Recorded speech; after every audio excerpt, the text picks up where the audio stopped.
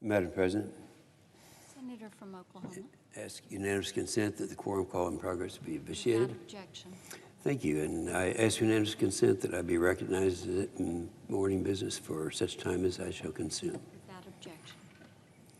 Last week, Madam President, while most of the world was focused on our elections, myself included, and the pending results, a very significant action was taking place halfway around the world in Western Sahara.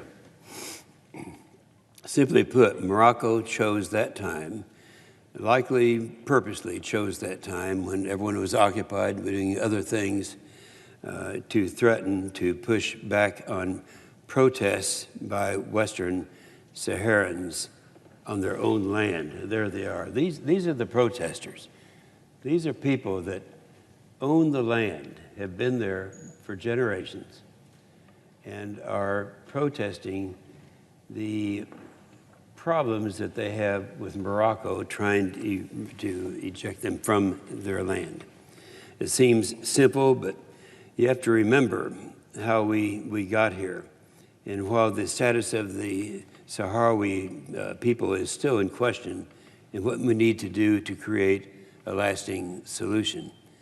So how we got here, as West Africa was being decolonized, Western Sahara was clear and declared itself an independent nation a long time ago. That was despite Morocco's attempt to claim it as a territory. In 1966, the United Nations General Assembly resolution agreed that a referendum of self-determination should be held. That's a referendum of self-determination of the people of Western Sahara.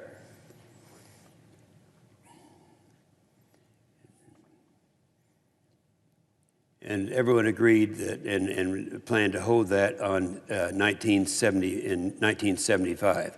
Self-determination, merely letting the Sahrawi people decide for themselves the imperative principle of action, the right to judge for themselves to be independent or to be a part of Morocco. This was just the first promise of a referendum. That was 1975.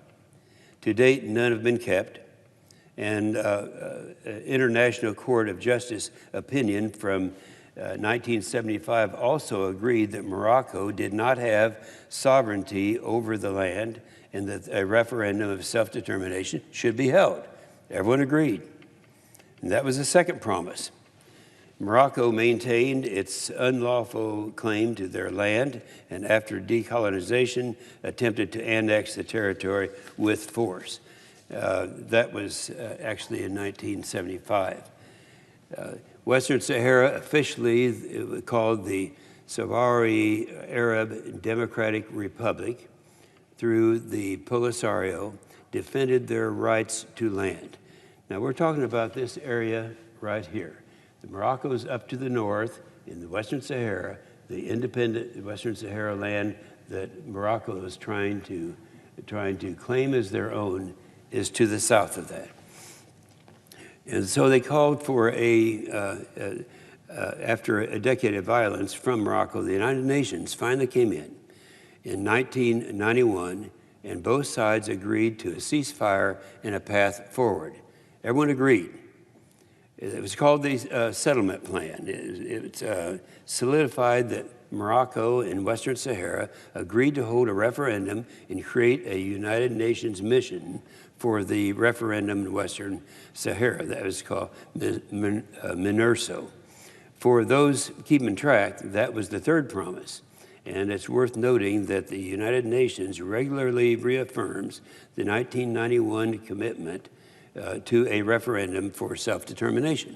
This is something that happens on a regular basis. The planned referendum in 1992 never took place, and the process stalled through a ceasefire that was held. Morocco just wouldn't hold up its end of the bargain. Now, former Secretary of State James Baker, it's kind of interesting because back in 1997, he tried to do this again. I remember talking to him this has been several years ago now, about 15 years ago, saying that sometime we have to get this problem resolved. It's been hanging out there for generations and decades. And he said, well, good luck. We've tried everything we could do. Back at that time, he was Secretary of State under President Bush. And he named a special envoy to Western Sahara. Baker worked the multiple plans with Morocco and Western Sahara. He thought he could get it done. That was it. He was a special envoy way back in 1992. Former Secretary of State tried again in 1997. He named a special envoy to Western Sahara. Baker worked multiple plans with Morocco and Western Sahara again. And most noticeable, the Houston Agreement. Now, the Houston Agreement was signed by Morocco and Western Sahara and recommitted to the referendum of self-determination planned for 1998. Keep track, that's the fourth time that was promised. And that was promised also by Morocco. Morocco, recognizing that they would likely lose the vote, quickly tanked all the negotiations the next year by declaring that they would never accept a referendum that included independence as an outcome despite years of promises.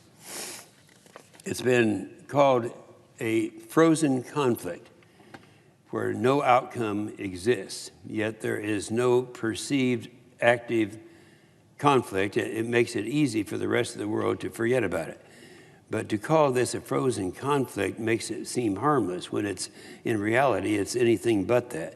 Tens of thousands of Sahrawi people live in refugee camps, primarily in Tindorf, Algeria. They have been forced from their homes, waiting for a resolution for decades. Allowing this process to stall has cost them a generation of freedom. It's been to those camps many times. I've been there, I've seen it, I've talked to the people, and we're talking about these people here, the ones that are protesting.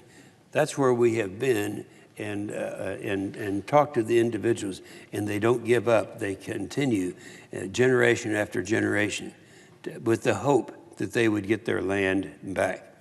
Beyond denying the Sahrawi people the right to freedom and self-determination, the government of Morocco is trying to steal and pillage as much as possible from the land that they have unlawfully claimed.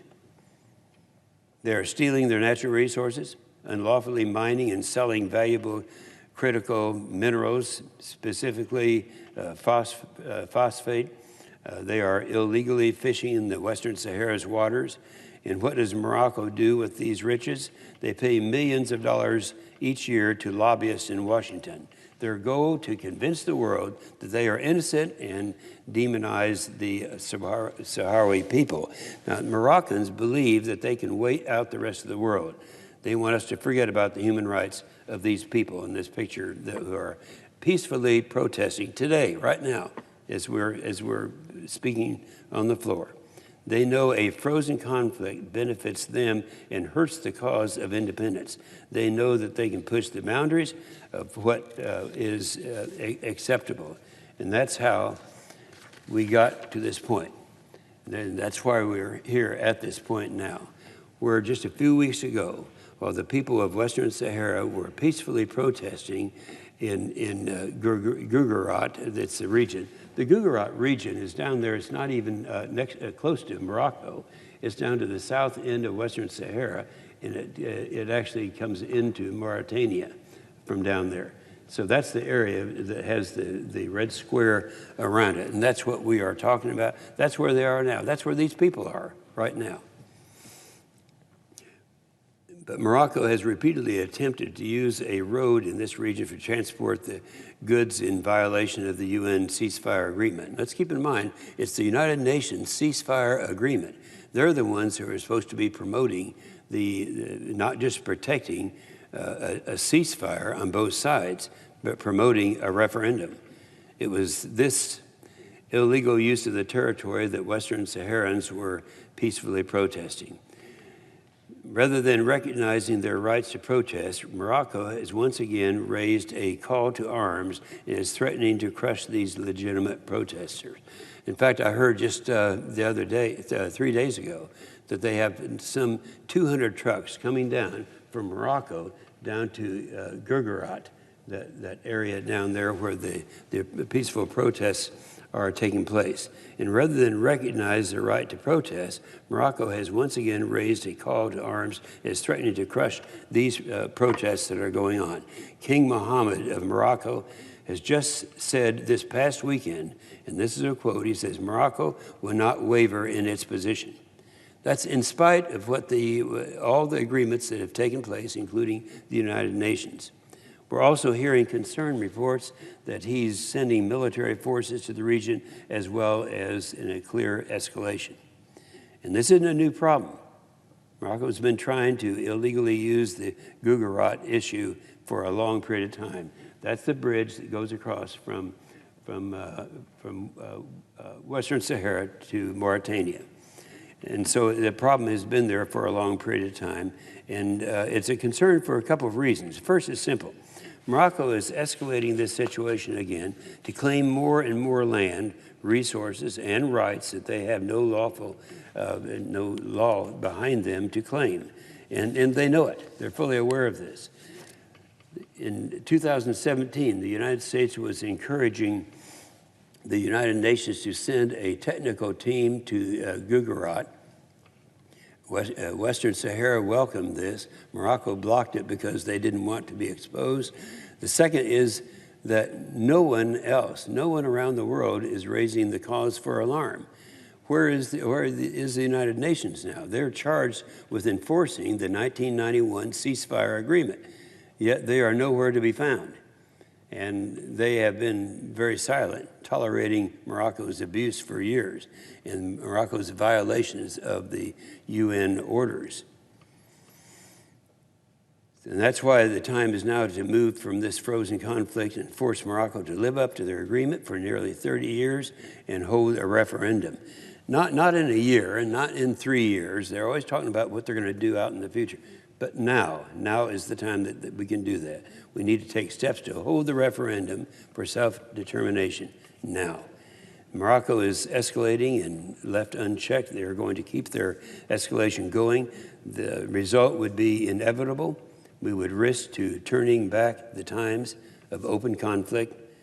The UN needs to step up now and enforce their agreement, and the world needs to prove we all stand for our values of freedom and democracy by extending those values to the Sahrawis. They have waited too long. And you know, everyone's for this agreement. Everyone is. I mean, we have the African Union that comprises some 55 member states. They're strongly in support of this independence for the Sahrawis. We have most of the European community who support the United Nations efforts. The European Court of Justice also ruled that Western Sahara is not a part of Morocco and that no EU economic agreements can cover Western Sahara. In 2004, the United States and Morocco had a free trade agreement where they did reaffirm, and that's the United States reaffirming the independence of Western Sahara. So that's what's happening right now. The rest of the world is on our side in this issue. So who does Morocco have? They have paid lobbyists. Some of the lobbyists Morocco has employed: JPC Strategies, Third Circle, Neil Creek, averaging over $1 million each year. Now, total, they've had some 10 lobbyists since 2016, and they've actually put in $11 million. $11 million in the Sahara, in Western Sahara. They have nothing. They have no resources. And so they're the giant with all of their lobbyists. I made it clear earlier when I testified, and by the way, I did something I don't think has been done before or since then. As a member of the United States Senate, I testified at a House hearing that they had on this issue way back 15 years ago. And this is stalled because there's just no money on our side. Morocco has it all. So here's what we need to do. The time is right. We've waited long enough. While we work to schedule a referendum, we need the United Nations to send a team to the Gujarat in that area and confirm that Morocco is in violation of the agreement. Everyone knows they're in violation of the agreement. The agreement is very specific. It says that they are there to enforce this, the United Nations. Then this is the key part. They need to enforce the 1991 ceasefire agreement. This will restore good faith with all parties that can then make real progress to reaching a referendum of self-determination. This is the time, the reason we're concerned today is because we know that Morocco right now are sending military equipment down to the area, some 200 trucks full of equipment. And this is, that's why this time is right, and it's going to happen. Now, here they are. These are the people we're talking about. These are the people who are peacefully protesting to keep and use the land that is there and has been there and that the whole world knows is theirs. So they're the victims. They deserve a referendum for self-determination, and the UN is going to have to make this happen. I don't know of any other way that this can happen. First of all, they've agreed to it, and the UN is a party that can put that together. So we're calling on them now to go ahead and do what they have agreed to do and end this, this conflict that has endured generation after generation. With that, I yield the floor. I suggest the absence of a quorum.